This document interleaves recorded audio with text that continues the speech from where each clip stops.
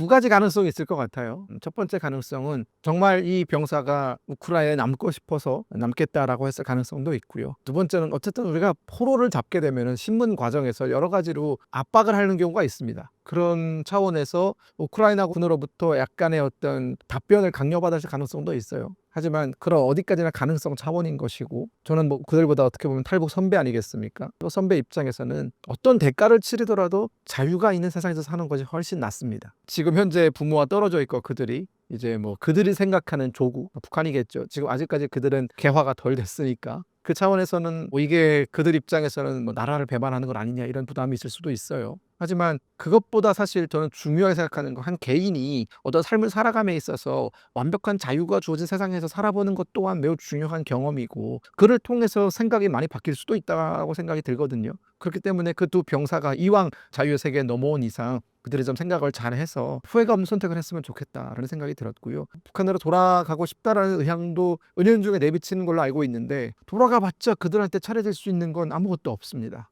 이미 투항을 했고 포로로 잡혔고, 그리고 북한군의 여러 가지 정보에 대해서 우크라이나군에 넘겼기 때문에 그들은 북한으로 돌아가면 배신자 취급을 받을 수밖에 없거든요. 저는 그렇기 때문에 우크라이나가 그런 심리전을 하는 것에 있어서 저는 동의하고요. 그런 심리전을 할 필요가 있다.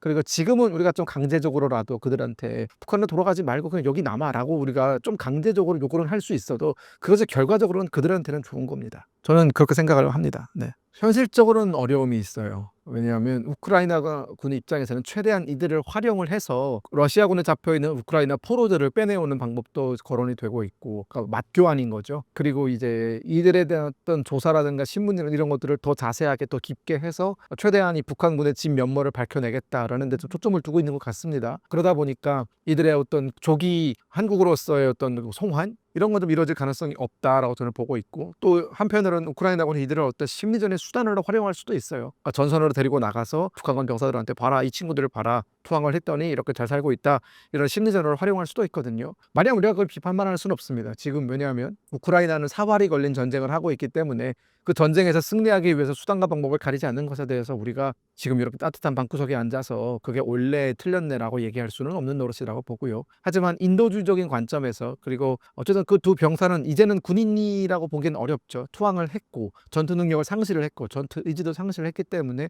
우크라이나군의 적이 아닙니다. 그 둘은. 그렇다면 인도주의적인 관점에서 그들이 원하는 삶을 살 수 있도록 약간의 어떤 아량을 베풀어 주는 것 또한 자유민주주의 국가의 덕목이 아닐까, 그런 생각도 듭니다.